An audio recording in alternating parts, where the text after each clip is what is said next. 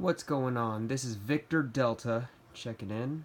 I just wanted to talk about my setup and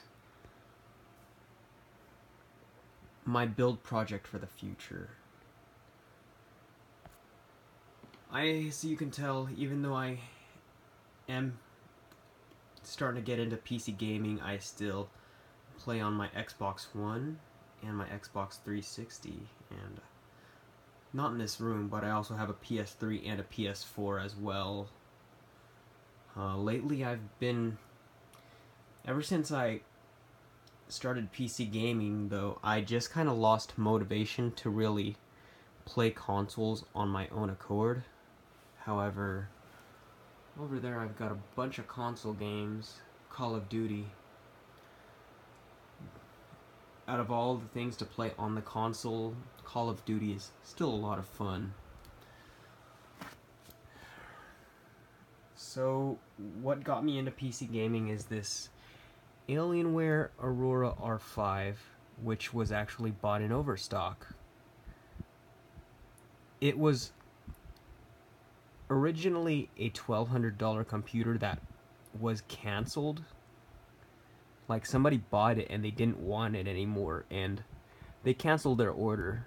So a $1,200 Alienware is basically the base model with an i7 in it, but they were selling it for $850, and I talked them into selling it to me for $750. So for somebody who started out PC gaming not knowing crap, it's kind of a steal, because you're paying somebody to put it together for you and send it out. So plus this case is sick.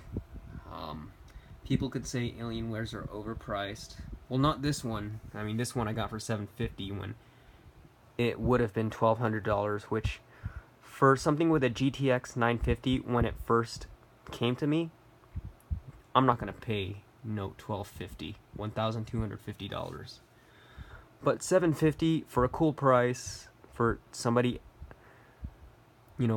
putting it together for you, I'd say it's kind of a steal, dude. Overstock, brand new. Plus, I just feel bad for unused computers, and they need a good home. Razer keyboard, Razer mouse, and since I got it, I didn't like the 460 watt power supply, so I put in a Corsair CX 750M and an EVGA GTX 980 Ti. So it is a big improvement over what this computer used to be. Here's the original 950 that came with my Alienware Aurora before I put a 980 Ti in there. It's not a bad card, but obviously ever since I got the 980 Ti, it destroys the 950. So I just wanted to talk about my project build. I think the hardest part of doing work on your own computer is wire management and, connecting wires and the power supply. But since I've been doing a lot of research and been taking the time to learn about the parts, I am putting together a build which I'm getting these parts which are very cheap to acquire. And yes, I'm a brony. I'm not gonna skip work for it or whatever weird stuff most bronies do. I don't know, I'm technically a brony, but I don't really associate with the community too much. So they do their thing, I do mine, but I'm not gonna skip a day of work just to go to a convention. I mean, it's cool. I would love to meet Ashley Ball and Tara Strong, but I have responsibilities. Favorite pony? Pinkie Pie. I ship Pinkie Dash. And Rarity, the prettiest pony of all of them. Okay, enough of that. Alright, so anyways, an Asus Z170 Pro Gaming Aura, which I won on a bid on eBay. This was going to go on my Alienware, but at the time it didn't have the wires, and you know, I'm still pretty new to this whole thing, and I'm still experimenting. At least I got a Corsair 750, so it's not all bad, but I'm basically going to get 6-pin to whatever. I already got an ATX connector. This stuff goes in your CPU, your GPU.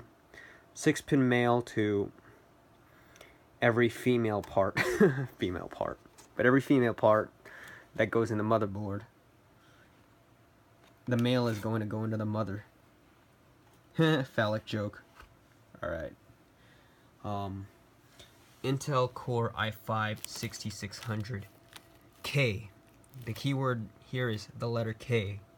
At the time, I didn't know about this until I started building, but there's a difference between an i7 6700 and a 6700K. So, on this Alienware, at the time when I bought this, I didn't realize the K means you can overclock it to 4.2 gigahertz. So this is 3.6 gigahertz, and it's honestly, it's pretty quick. It's not slow. An i7 at 3.6 gigahertz, definitely not a slow computer. It'll still play games pretty well, especially with the 980 Ti. But what I didn't realize is this was I got this for $160. It's got the back plates. It came free with a Hyper 212. And considering I got $210 worth of overclockable CPU, along with an overclocking cooler, which this is one of the better coolers. It came free with that. It was cheaper to acquire, but it's actually faster than the i7 that's in that Alienware.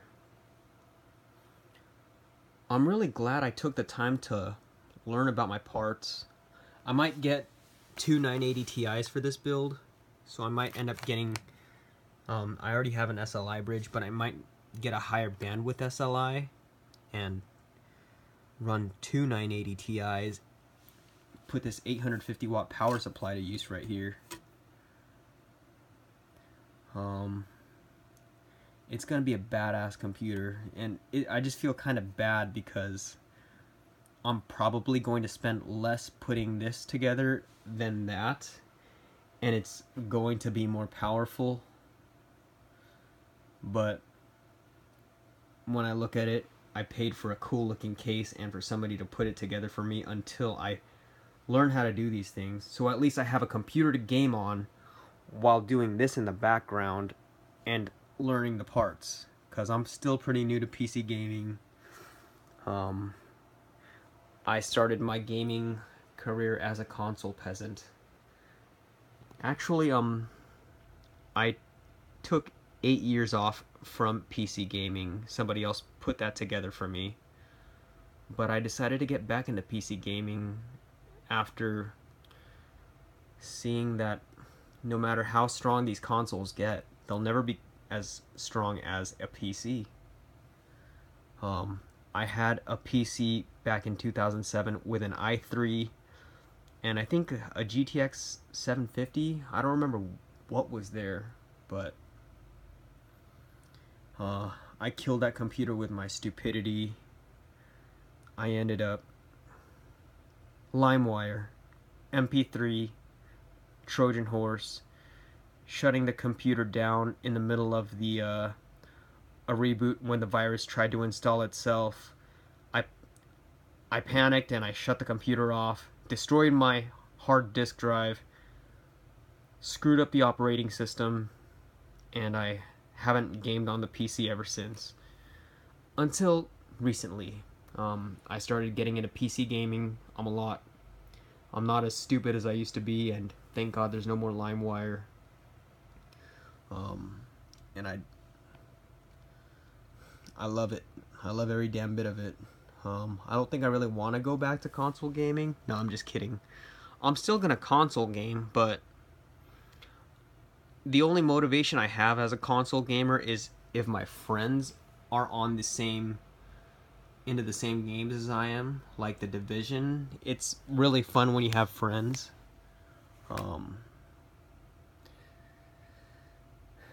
If a game is on the PC as well as the console and my friends are not into that game, then I'm going to get it on the PC. That's the best version of it.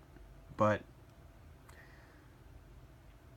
if my friends have the game, I'm probably going to get it for the consoles so I can play cooperative, you know, because games are funner when you have a friend. But really, if it weren't for my friends, I wouldn't be that motivated to game on the consoles because of the PC. You know, so even though I am a PC gamer more than a console gamer, I still think consoles are still worth having.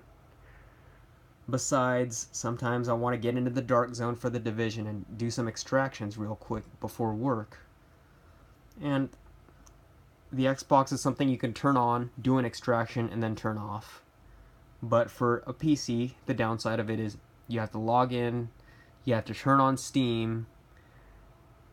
It'll take you some time to get into the game, get into the dark zone, and get a few good games going on, and then it takes a little bit of time to turn it off and make sure everything's good. You don't want to damage the PC or accidentally leave anything on, but you don't want to turn it off in the middle of a process either. Computers get really unhappy when you do that. You don't want to turn an Xbox off in the middle of a process either, but at least you can just turn an Xbox off on the spot without damaging anything. You know, so if I want to do a quickie, I will game in the morning on my console though.